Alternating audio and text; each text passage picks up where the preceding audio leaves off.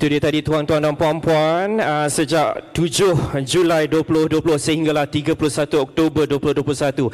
Berikan tepukan gemuruh untuk semua yang terlibat dalam perjalanan Banci Malaysia ini. Terima kasih banyak diucapkan. Hadirin yang dihormati, banyak madah antara madah bersinar kita ungkapkan. Doa sudah, aluan pun sudah. Kini amanat rasmi yang amat berhormat Perdana Menteri kita perdengarkan.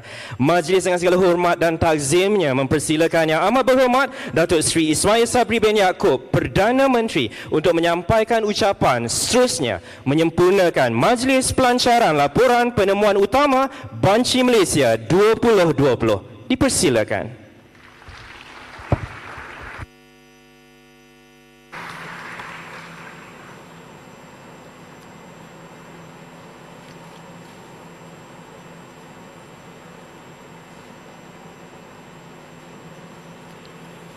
Terima kasih saudara pengacara majlis. Bismillahirrahmanirrahim. Assalamualaikum warahmatullahi wabarakatuh. Salam sejahtera, salam keluarga Malaysia. Yang berhormat Datuk Seri Mustafa bin Mohamad, Menteri di Jabatan Perdana Menteri Bahagian Hal Ehwal Ekonomi. Yang berbahagia Datuk Seri Muhammad Syafiq bin Abdullah, Ketua Pengarah Perkhidmatan Awam. Yang berhormat Timbalan-Timbalan Menteri. Yang berbahagia Tan Sri Datuk Wira Profesor Dr. Muhammad Syukri Abdul Yajid, Presiden Management and Science University. Yang berbahagia Datuk Seri Dr. Muhammad Uzair bin Mahidin, Ketua Perangkawan Malaysia Merangkap Pesuruhjaya Banci Malaysia. Yang berhormat ahli-ahli parlimen dan adun-adun, pegawai-pegawai kanan kerajaan, wakil-wakil pelajar, rakan-rakan media, tuan-tuan, puan-puan yang saya kasihi sekalian. Alhamdulillah, syukur kita kehadrat Allah Subhanahu Wa Taala kerana di atas limpah dan perkenannya kita semua dapat berkumpul pada hari ini dalam majlis perasmian pelancaran laporan penemuan utama banci penduduk dan perumahan 2020. Saya juga amat berbesar hati dan mengucapkan ribuan terima kasih kerana kesudian mengundang saya untuk menyempurnakan majlis pada pagi ini.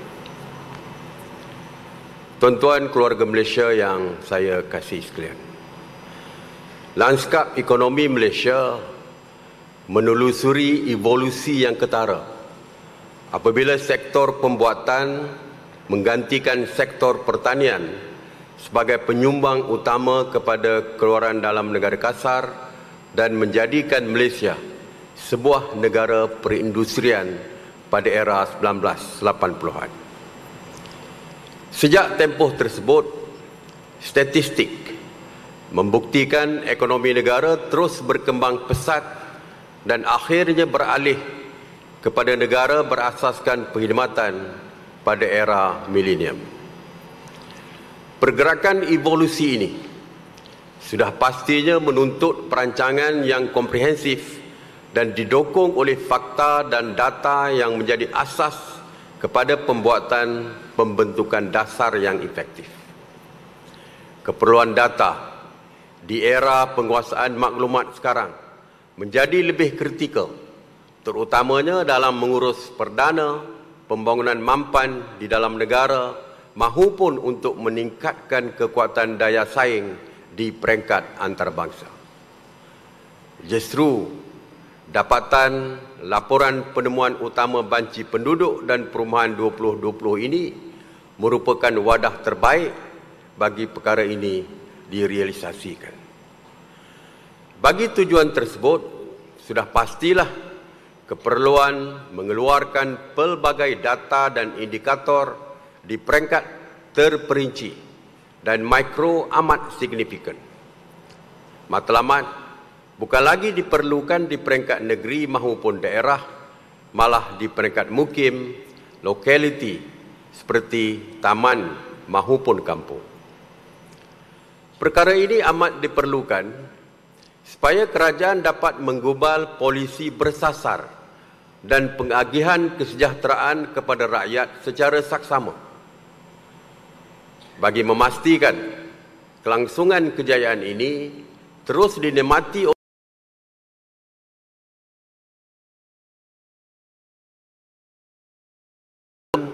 yaitu RMK12 telah digariskan. Melalui rancangan ini, kerajaan dapat menggubal dan melaksanakan dasar fiskal bagi memastikan pertumbuhan ekonomi yang mampan serta menguruskan pengagihan sumber keuangan dengan cekap dan berkesan.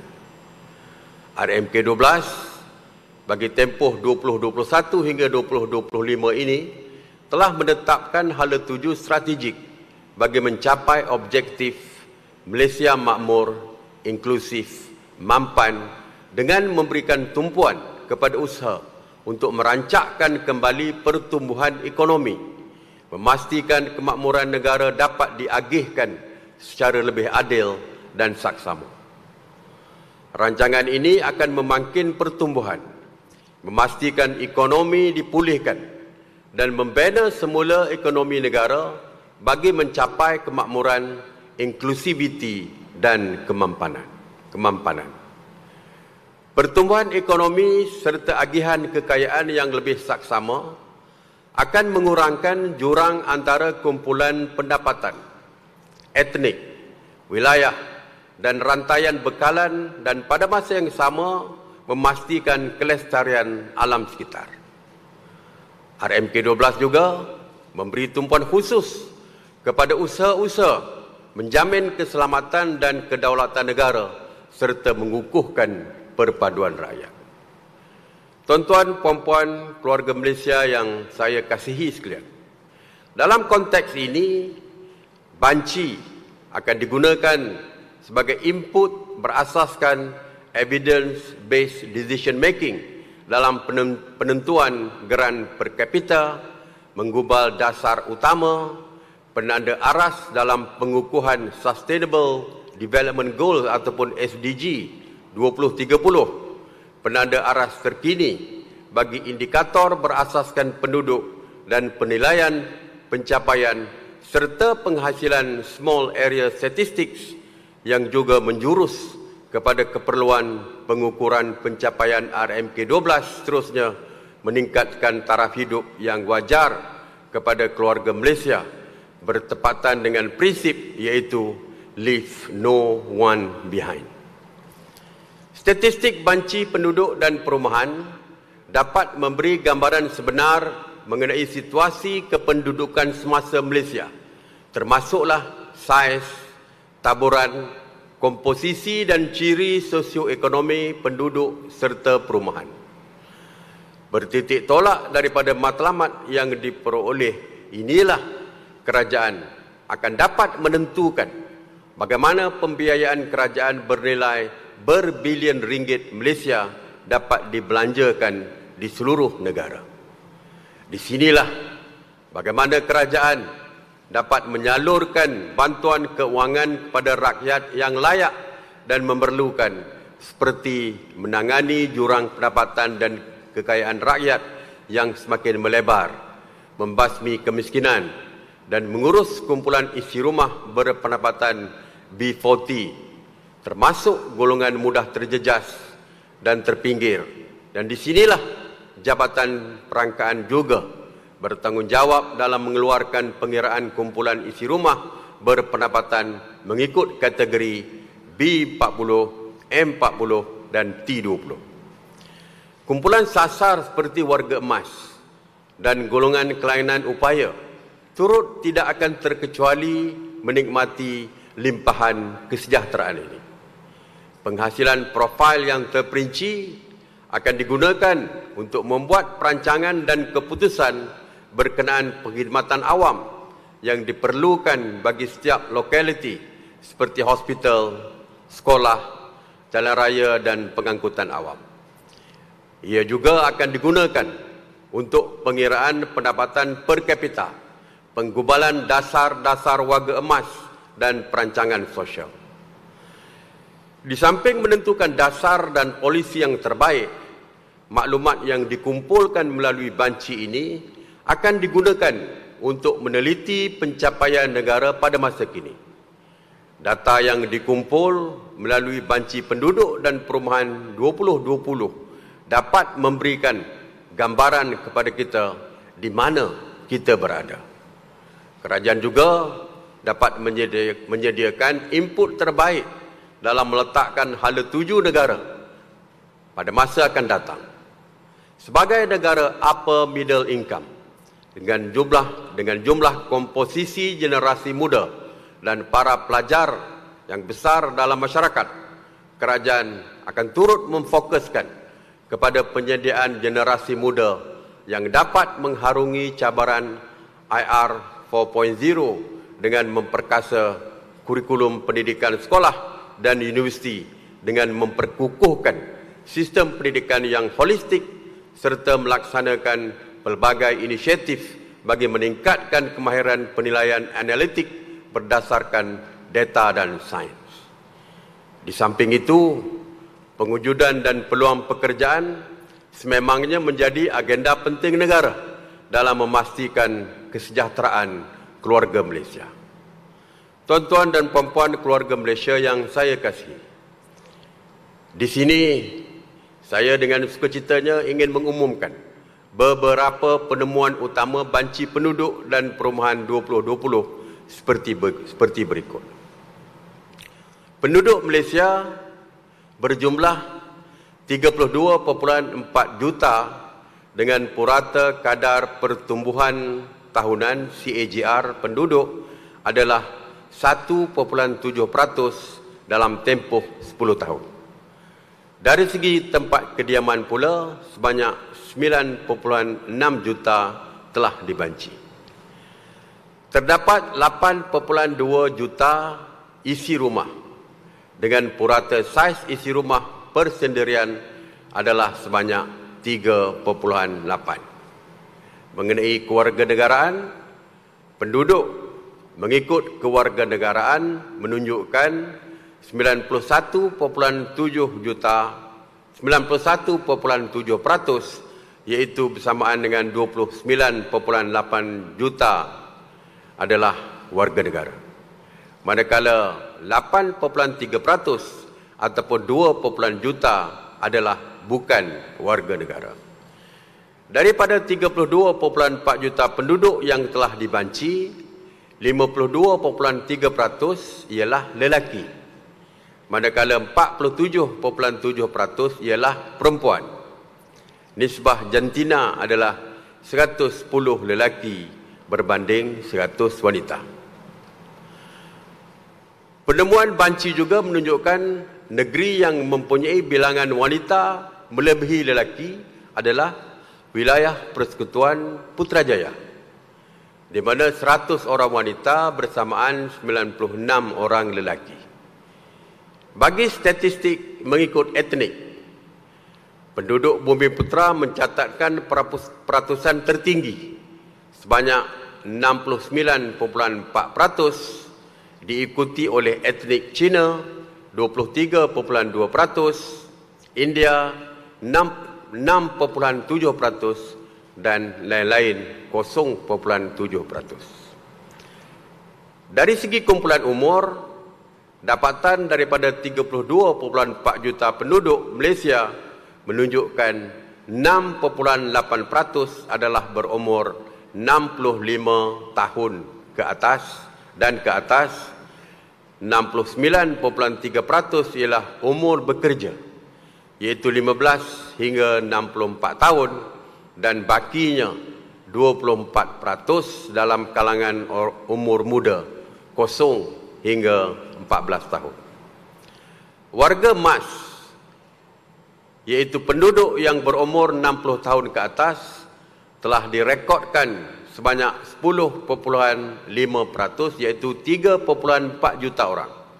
berbanding pada tahun 2010 iaitu 8% bersamaan 2.2 juta orang. Umur muda telah menunjukkan penurunan daripada 27.6% pada tahun 2010 kepada 24.0% pada tahun 2020. Begitulah antara penemuan banci 2020 yang akan dijadikan tanda aras baru untuk kerajaan menggariskan polisi dan dasar yang berkaitan dalam pembangunan kesejahteraan rakyat, di samping dapat memberikan input yang menyeluruh dalam pelaksanaan dasar sedia ada seperti Wawasan Kemakmuran Bersama 2030, Rancangan Malaysia ke-12 dan Agenda 2030 Pembangunan Mampan ataupun SDGs.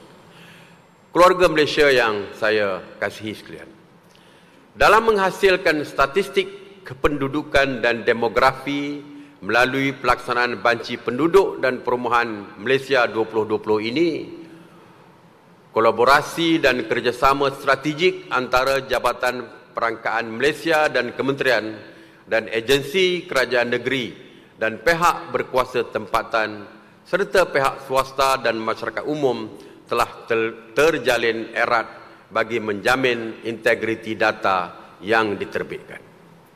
Setinggi-tinggi penghargaan juga saya zahirkan kepada kementerian, agensi kerajaan dan pihak berkuasa tempatan, pihak swasta serta seluruh keluarga Malaysia yang turut serta dalam menjayakan pelaksanaan banci ini bagi menghasilkan outcome yang bermanfaat kepada negara dan rakyat, bukan saja untuk generasi masa kini tetapi juga bagi generasi akan datang.